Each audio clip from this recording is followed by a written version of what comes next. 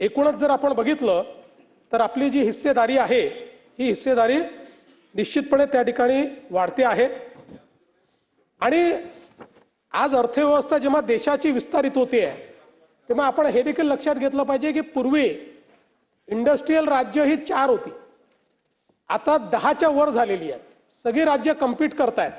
अशाही परिस्थितीमध्ये आपला जीडीपी वाढतो आहे, जीडीपीतला आपला वाटा हा सातत्याने वाढतोय, हे देखील अत्यंत महत्त्वाचं आहे।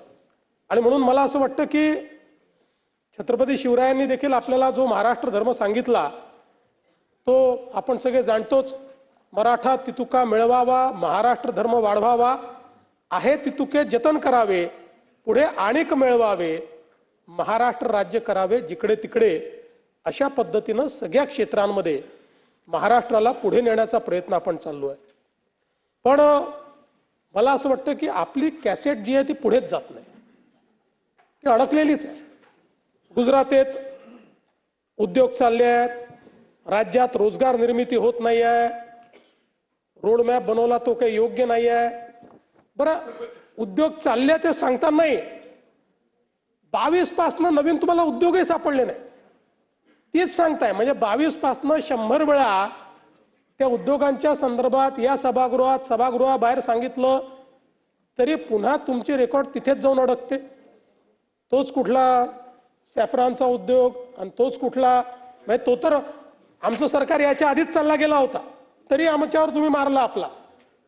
आणि थोडी मला असं वाटतं की काहीतरी जरा नीट अभ्यास करून वगैरे जर थोडे विषय मांडले तर ते अधिक चांगले होतील।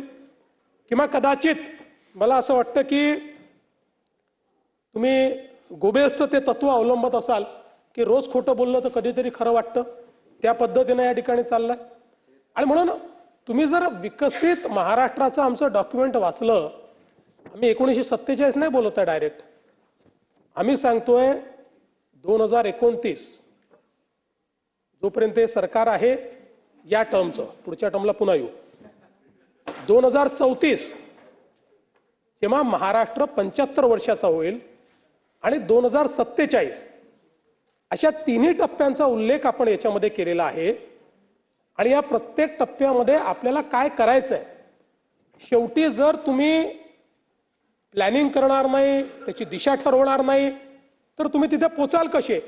आणि सगळ्यात महत्त्वाचा फरक काय आहे बघा, तर आपण नुसतं प्लॅनिंग करून थांबलो नाही, आता आपल्या अर्थव्यवस्थेची दिशा त्या दिशेने न्यायची आहे, अर्थसंकल्पाची दिशा त्या ठिकाणी न्यायची आहे। आणि म्हणून आपण प्रत्येक जिल्ह्याचा जो आराखडा तयार केला, आपल्या जिल्हा नियोजनमध्येही 25% निधी हा त्या विषयांवरच तुम्हाला द्यावा लागेल, कारण तो काही राज्याने तयार केलेला आराखडा नाही, त्या जिल्ह्याने तयार केलेला आहे, तिथल्या डीपीडीसीने तो फायनल केलेला आहे, त्यामुळे त्यांना 25% निधी द्यावाच लागेल।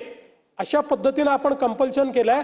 म्हणून हा जो रोडमॅप तयार केलेला आहे हा आयसोलेशनचा रोडमॅप नाही आहे, हा रोडमॅप आपण त्या ठिकाणी प्रत्यक्ष कार्यान्वित करतो। म्हणून काही मंत्रालयातल्या एखाद्या खोलीत आपण हा तयार केला नाही, हा करत असताना जो